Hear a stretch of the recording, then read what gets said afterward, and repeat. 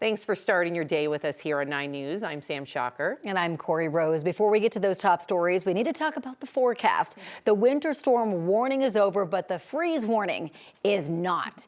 When can we expect some things to warm up? Katie's joining us with the details. Oh, you guys, good morning. What a storm. Yes. We're all okay. Snow, really great to see yesterday. Did cause some damage, but expect the warm up by this afternoon. So upper 60s. We do still have a freeze warning in effect until 8 a.m. But I'm grateful to say that the much needed moisture, it came in yesterday and then it dried out. So a lot of roads across town, not too terrible. Okay. Before we get too deep into this forecast, we do want to check in with meteorologist Keely Chalmers as well, joining us live in Boulder. And Yeah, good morning. We are live in North Boulder right now. We've got some damage we want to talk about here. Let me get this. Having some IFB problems. I'm going to take these out real quick, but do want to show you some of these problems. Here is one of them. This is a scene a lot of folks here in the Boulder area are waking up to this morning. Downed branches, some small, some very large like this. With heavy wet snow arriving yesterday, we had not just branches down, but in some cases entire trees snapped.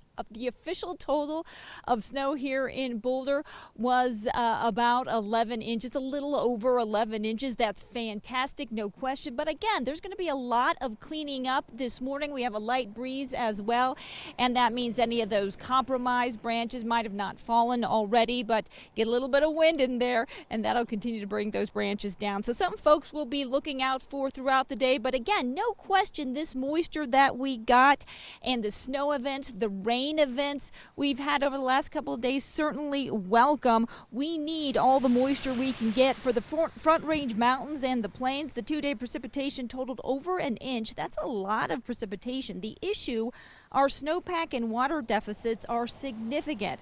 While the recent precipitation definitely puts a dent in the drought, all those record-setting high temperatures and the unusually dry weather we've had over the last several months have taken a toll on our soils. Even with this appreciated late season addition to the mountain snowpack, we are still far from even normal moisture levels when it comes to those moisture levels. In fact, our snowpack is still around 22% of average. Even with the 1+ inch we got this week, we are still lagging behind. The Colorado Climate Center also points out that not everywhere in Colorado saw the kind of rain and snow we got near Denver.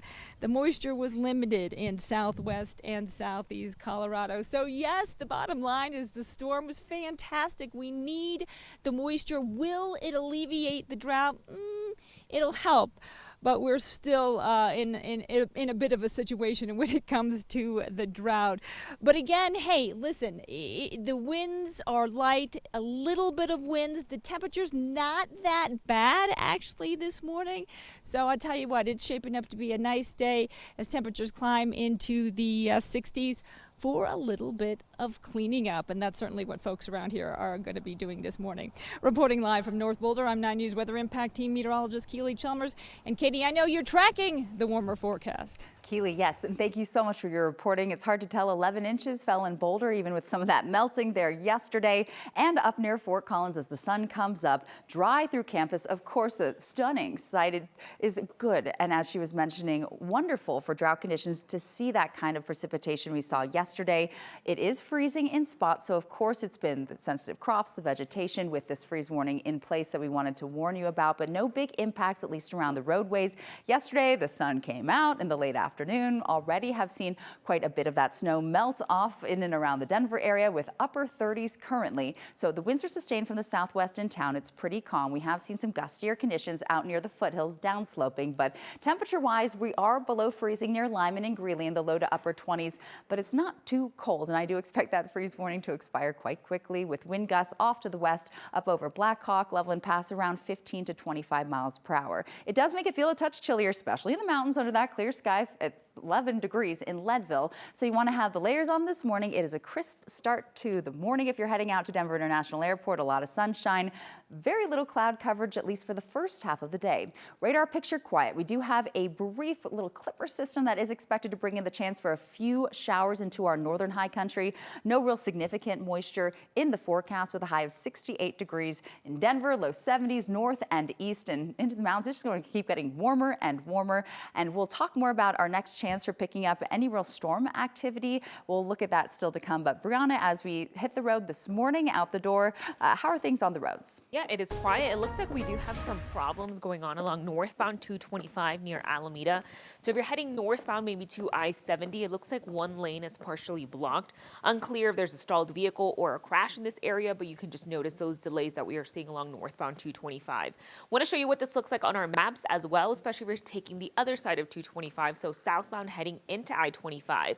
Right now, you're still in pretty good shape, only about a 10-minute drive. You have the green light. This is where we're seeing that problem right now for those near Alameda and Colfax heading northbound to 225. Once we have more information about what exactly is blocking this lane, I will keep you guys updated.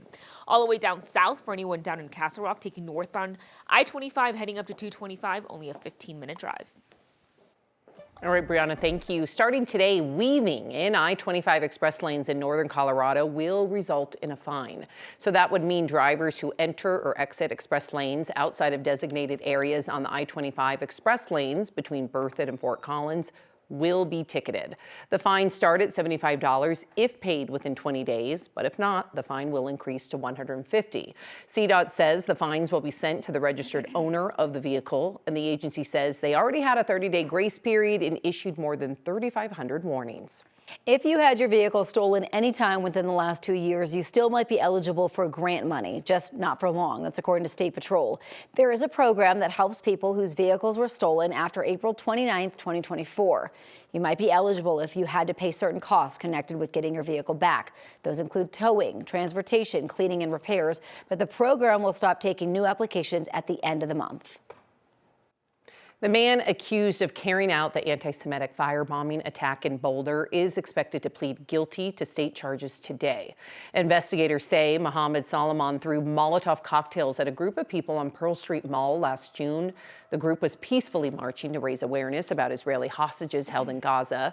The attack killed one woman and injured more than a dozen others. Our Shalima Maharaj will join us in the next half hour with the latest developments. The Justice Department is suing Colorado over the state's ban on high-capacity magazines. The move comes just one day after the DOJ sued Denver over the city's assault weapons ban.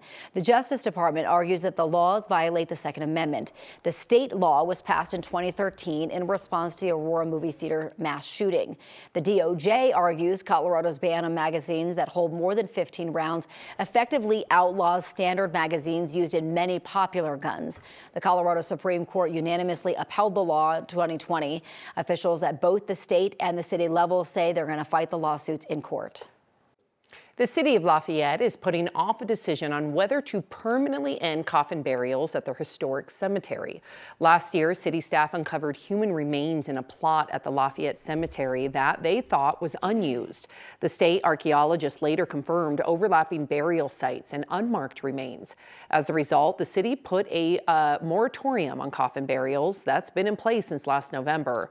Last night, the city council was scheduled to vote on whether to permanently stop them, but there were concerns that the people impacted didn't have enough time to digest the news and provide input. I'm hearing when we try to dig to bury deceased Lafayette residents, we hit another casket almost every time. Or we're digging Or up other remains. human remains. I take the point. I just want us to be really clear about that because I think in the verbiage and specificity, Correct. we are losing the main thing, which is Yeah. we don't want to disturb other people's families. Correct. If the city council does permanently end coffin burials, they'll give plot owners 3 options. They can have their ashes buried there, exchange their plot for one at the Coal Creek Cemetery, or sell theirs back for $1,500. A local Denver shelter is seeing success higher than the national average in its effort to help people experiencing homelessness. Many people working with the Dolores Project stay housed long term. But federal funding cuts across the board could halt all that progress. 9 News reporter Courtney Yoon joins us live in Denver now to explain. Courtney, please talk to us about some of this funding. Yes, good morning, Sam and Corey. So the Dolores Project, they're facing some serious cuts to their services like behavioral health care, rental assistance, housing navigation, all of these critical services that could be cut. So the Dolores Project says they've already lost $125,000 in federal funding and could soon face more reductions in that. So the nonprofit says those services are central to their unique 24/7 shelter model and are all located in one place, helping people permanently overcome homelessness. They serve women, trans and non-binary people, helping rebuild their health and independence with dignity. CEO of the nonprofit, Emily Whelan, says year over year, housing outcomes are improving at the shelter. She says on average, shelter guests stay with them for 4 months, and last year, 40% moved into permanent housing. Diane Domino came to the Dolores Project 2 years ago when she had nowhere else to go. She says the behavioral health services helped her get back on her feet. I had nowhere to go. I have no family. All my family's gone. So this is definitely my family now. Guests that get housing, I mean, it just brings you to tears. You know, some of them have never had their own place.